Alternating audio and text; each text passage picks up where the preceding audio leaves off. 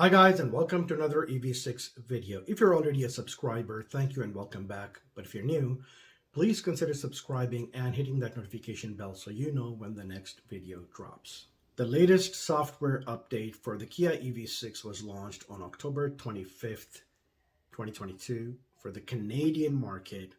I've installed it and I strongly suggest staying away from it. The first time I attempted the software update, it took only 14 minutes, which was very quick, but explains why. When I compared the previous and the new version, they were identical, so nothing changed. So obviously there was a bug. I re-downloaded it, reinstalled it, and this time it took 46 minutes to complete, as it should have. This time there was a different software version, and I did notice changes in the infotainment system. At first, I did not realize there were issues with it.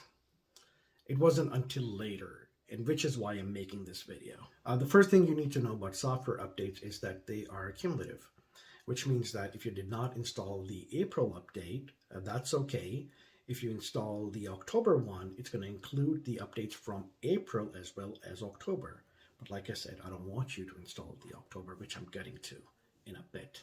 Dealers have always been greedy, but even more so now with the supply chain issues, and we're all experiencing it.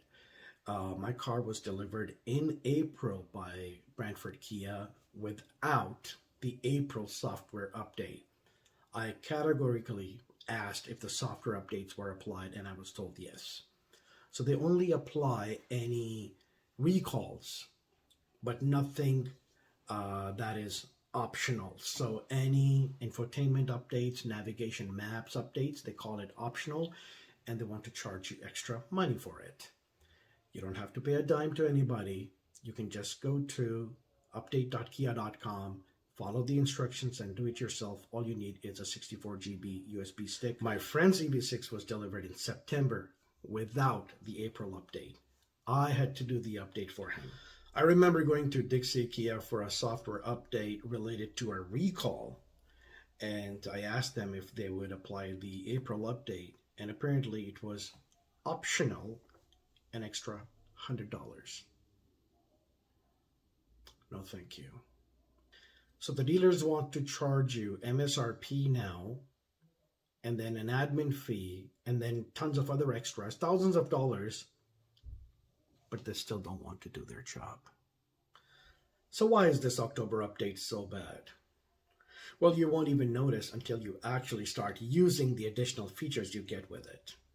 I didn't know for days until I was driving to work one day, and it was a long commute, so I decided to use all the new voice commands, and that's when I figured out that there was a problem. And Kia knows there's a problem because they've taken it down now. You can't even download it anymore. Here's the screenshot. Well, if it's been taken down, no longer available for download, then why am I making this video to warn you guys? Well, in case somebody like me has already downloaded it, isn't aware that it has problems, and goes out to help their friends. That's why. Or if you already downloaded but didn't have a chance to install it yet. That's why. The not so bad first. When you're downloading the software update, it actually tells you what you're going to get. One of the things it mentions is that you'll get new sounds of nature, which gives you the impression that you'll get sounds in addition to what you already have, which is not true. It actually replaces them, which may not be a big deal for a lot of people who don't listen to it. We actually did, so it was kind of a bummer. Not that the new ones are not good, they're just different. I'll give an example. So the calm sea waves and the forest we had before was just that, pure calm sea waves and pure forest. Now what they're doing is they're playing music in the background. So it's not just sea waves, you hear music as well. It's not just forest, you hear music as well. And to me, that that purity has gone. Like, it was so much nicer when there was no music, just the sea waves and the seagulls and the forest and the animals in the background, the birds, and the forest coming alive. That was much more immersive. Mm, Not so much now. So, like I said, it may not be a big deal. You know what? Let me play them for you. We're in the car now. I'm going to hit media and then media again, because the first time you hit it, it takes you back to your last selection. As you can see, we have sounds of nature here. So now I'm going to just stay quiet and go through the sounds so you can just enjoy them.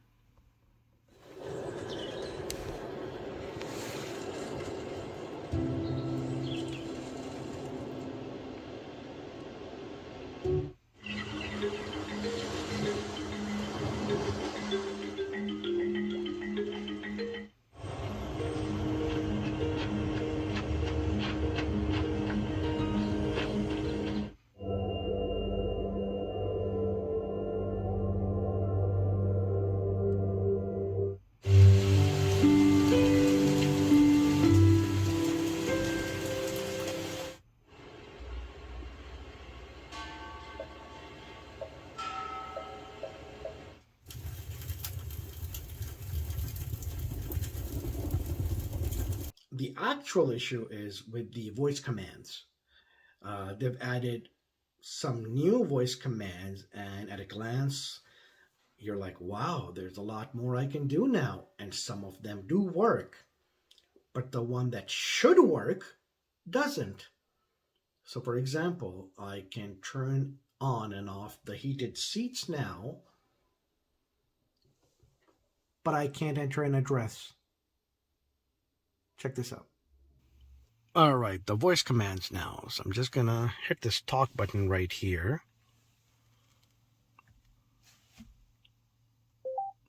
Commands.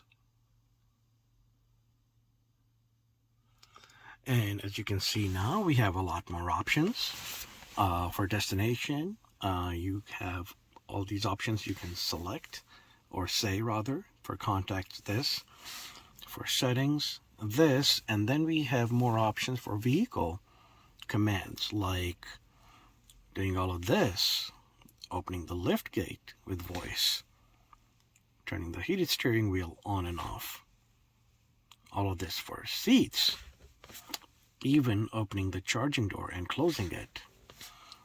And then under Houndify, asking for all this information.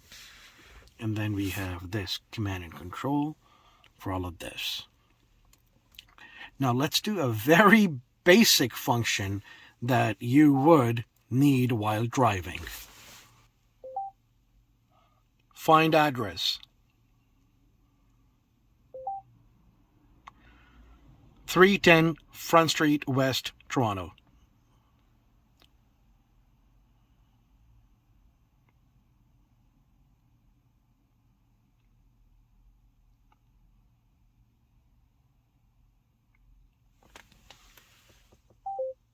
I rest my case. This is not the first time this error message has shown up. It happens every single time without fail. We have all these new commands that we can use, but the one thing that you actually need while driving, entering an address, does not work. So I rest my case. The rest is up to you, whether to install this software update or not, but you've been warned.